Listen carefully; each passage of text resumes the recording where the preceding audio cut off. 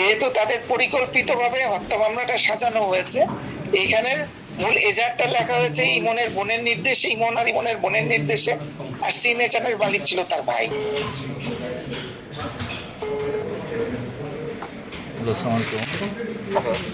জি সালাম আলাইকুম। ওয়ালাইকুম আসসালাম ভাই। এটা কি হেলাল ভাইয়ের নাম্বার? জি জি, আমি হেলাল বলছি। ও আচ্ছা, জি, ভালো আছেন ভাই? আছি আলহামদুলিল্লাহ ভাই, আল্লাহ রাখছে, শুকরিয়া। আচ্ছা, ফোন দিলাম ওই যে টিটনের বিষয়ে একটু জানার জন্য। আপনার বিভিন্ন কথাবার্তা তো বিভিন্ন জায়গায় ছাপা হচ্ছে বা রেকর্ড জি যাচ্ছে, এই কারণে আপনাকে জি একটু ফোন দিলাম, যদি জি ঘটনাটা একটু বলতেন। জি। টিটনের বিষয়টা আসলে, টিটনের সাথে আমার একটা সম্পর্ক ভালো ছিল। ওর সাথে ছোটবেলা থেকে আমার সম্পর্ক। ওরা ছাত্রদল করতো যশোরে, ওরা দুই ভাই। জি জি আর ওদের মোহাম্মদপুরে একটা বাসা ছিল, মাঝে মাঝে ওই বাসায় এসে থাকতো, সেই সুবাদে ওদের সাথে পরিচয়। জি ওরা মোহাম্মদপুরে, আমি মোহাম্মদপুরে ছাত্রদল করতাম, ওরা যশোরে ছাত্রদল করতো। জি সেই সুবাদে টিটনে আমরা ফার্স্ট ডিভিশনের প্লেয়ারও ছিল, ফুটবল প্লেয়ার ছিল টিটন, জি জি ভালো ফুটবলও খেলতো। হ্যাঁ ওই সুবাদেই ওর সাথে আমার পরিচয়, সম্পর্ক। তারপর যাই হোক, পরবর্তী পর্যায়ে তো কারাগারে গিয়ে আবার দেখা, জি তারপর থেকে ওর সাথে আমার সুসম্পর্ক। বের হওয়ার পর ওর সাথে আমার যোগাযোগ হতো ফোনে, কথা হতো। আমি ও মারা যাওয়ার আগে, ঈদের আগে লাস্ট ওর সাথে আমার কথা হয়েছে। এই সবচেয়ে বড় বিষয় যে গরুর হাট নিয়ে যে কথাটা, গল্প, এজারটাকে সাজানো হয়েছে, জি ভাই। গরুর হাটের সাথে আমি বা টিটন কেউই জড়িত না। আচ্ছা, আমরা কেউ চাইও না যে গরুর হাট আমরা নিব বা নেওয়ার ইচ্ছা পোষণ করি, এমন কোনো ইচ্ছা আমাদের নেই। কিন্তু এখন তাহলে বলতে পারেন, তাহলে এজারে তো এরকম একটা কথা আসছে। হ্যাঁ, কথা আসছে এজারে। এই কথাটা আসছে হলো এই যে টিটন হত্যা হয়েছে, জি টিটনকে প্রথম কোশ্চেন হলো, টিটনকে ওই জায়গায় কে নিল? জি যে নিয়েছে সেই হত্যার এই ঘটনার সাথে জড়িত। আচ্ছা, টিটনকে ওই জায়গাটা যে নিয়েছে, জি সেটা নিউ মার্কেট এলাকা, সেটা ইমনের অধ্যুষিত এলাকা, এবং ওই এলাকায় চাঁদাবাজি থেকে শুরু করে, সন্ত্রাস থেকে শুরু করে সবকিছু ইমন ওই এলাকায় করে। না, এই ইমনের সঙ্গে তো ঠিক আছে। আপনারও তো ওই এলিফ্যান্ট রোড, ওই নিউ মার্কেট নিয়ে একটা বিরোধ আছে, আছে না? না, আমার এলিফ্যান্ট রোড নিউ মার্কেট নিয়ে আমার কোনো বিরোধ নেই, কিন্তু এটা মিডিয়া লিখেছে যে দুই গ্রুপ। এখানে কোনো গ্রুপ নাই। ইমন বনাম ব্যবসায়ী, জি এখানে কোনো গ্রুপ নেই। এখন যদি যার সাথে দ্বন্দ্ব, সে যদি আমার ভাই না হতো, সে যেহেতু মাল্টিপ্লান এলিফ্যান্ট রোড কম্পিউটার সমিতির সভাপতি, সে জি জি এতেশাম সাহেব, চাঁদাবাজি নিয়ে ওদিকে সমস্যাটা। এতেশাম সাহেব। এতেশাম না, এতেশাম তো কোপ খেয়েছে। হ্যাঁ। এতেশাম ছাড়া আমার বড় ভাই আছে, এলিফ্যান্ট রোড কম্পিউটার সমিতির সভাপতি। ও আচ্ছা আচ্ছা, এখন ইমন ওদিকে চাঁদা চাইতে গিয়েছে, চাঁদা প্রত্যাখ্যিত হয়েছে, চাঁদা নিতে পারেনি, তাকে রিফিউজ করা হয়েছে, যে কারণে সে ক্ষিপ্ত হয়ে এতেশামের উপর হামলা চালিয়েছে জি আমার বড় ভাইকে শিক্ষা দেওয়ার জন্য। যেই কারণে আমার বড় ভাই না হয়ে এটা যদি অন্য কেউ হতো, তাহলে আর কিন্তু এদিকে দুইটা গ্রুপ আসতো না। যেহেতু আমার বড় ভাই ইমনদের সুযোগ ছিল, ইমনরা এটাকে মিডিয়া দিয়ে দুইটা গ্রুপ করে দিচ্ছে, আচ্ছা, যাতে ওর উপর একাদশ না আসে। বুঝতে ঠিক পারছি। আছে, জি জি এটা ইমন চাঁদাবাজ বনাম ব্যবসায়ী, এটার ঘটনা ছিল এরকম। জি ঠিক আছে, জি জি। তাহলে টিটনের বিষয়টা আছে, মানে কি তাহলে কি ইমন ঘটাইছে?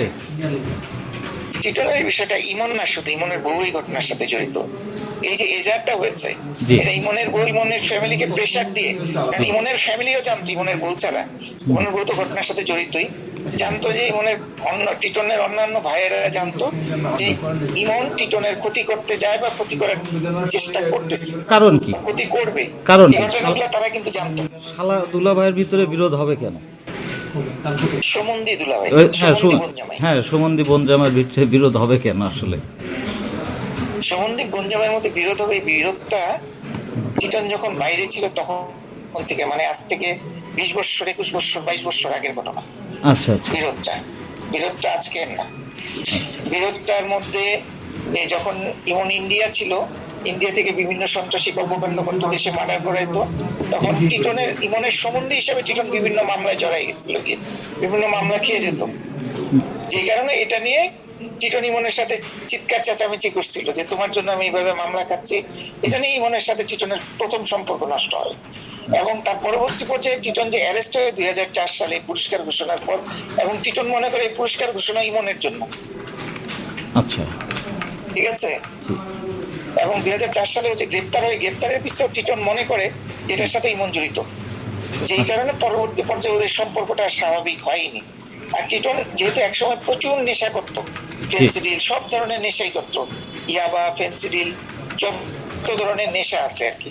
জি জি, আর নেশা করলে কিন্তু একটু সন্দেহজনক হয়, এটা আপনারা জানেন কিনা জানেন। হ্যাঁ হ্যাঁ, যারা অতিরিক্ত নেশা করে একটা সন্দেহ প্রবণ হয়, ওর ভিতরে সন্দেহ প্রবণ এইরকম যে ইমন, সরি টিটন বা ওই যে তারিফ সাহেব মামুন যে যাকে হ্যাঁ হ্যাঁ, মারলো, আদালত পাড়ায় যেটা মামলা।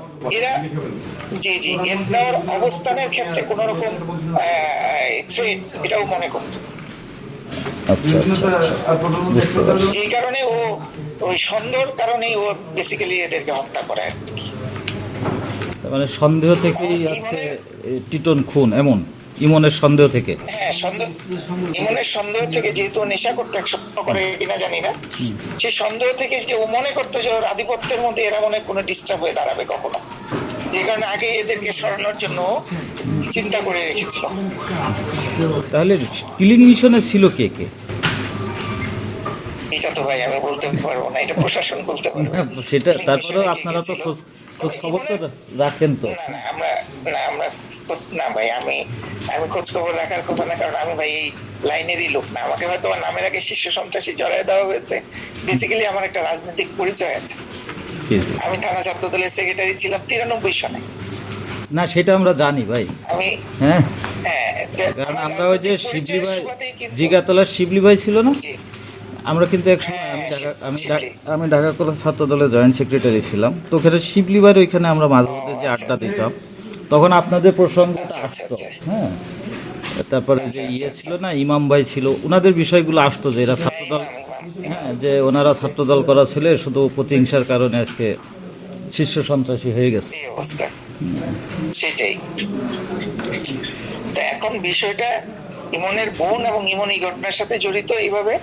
ইমনের বোন পরিবারকে চাপ দিয়ে মামলাটা ইমনকে বাদ দিয়ে অন্য মানে আমাদের নামে করানোর চেষ্টা করা হয়েছে। এদিকে সবগুলো আসামি কিন্তু মোহাম্মদপুরের, ধানমন্ডির কেউ নাই। হ্যাঁ দেখছি মোহাম্মদপুরের সব। যেহেতু তাদের পরিকল্পিতভাবে হত্যা মামলাটা সাজানো হয়েছে, এইখানের মূল এজাহারটা লেখা হয়েছে ইমনের বোনের নির্দেশে, ইমন আর ইমনের বোনের নির্দেশে। আর সিগনেচারের মালিক ছিল তার ভাই। তার ভাইয়ের কোনো কিছু বলার ক্ষমতা নাই।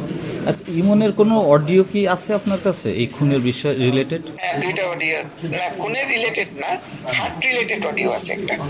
আচ্ছা আচ্ছা, এটা কি দিতে পারবেন আমাকে? নিতে চায় যে, হ্যাঁ দিচ্ছি, যে কারণে ও বলতেছে যে হাট নাকি আমি নিতে চাই, হাট কে নিতে চাই এটাই আপনি টোটালি জানবেন। এবং আরেকটা জিনিস এখানে আছে, ইমনের প্রশাসনিক সমস্ত কর্মকাণ্ড করে দক্ষিণ যুবদলের সেক্রেটারি নয়ন, সে নয়নের কথা এখানে বলা আছে। নয়নকে দিয়ে মোহাম্মদপুর থানার এসআই একটা বদলি হয়েছিল, নয়ন ডিসি কে বলছে এসআই থাকবে, এদিকে এই কথা ইমন বলতেছে। দক্ষিণ যুবদলের সেক্রেটারি নয়ন, হ্যাঁ হ্যাঁ চিনি, নয়ন মাগুরার ছেলে, এটা আমাদের ছোট ভাই। এই সমস্ত ইমনের নেটওয়ার্ক দেখে প্রশাসনিক।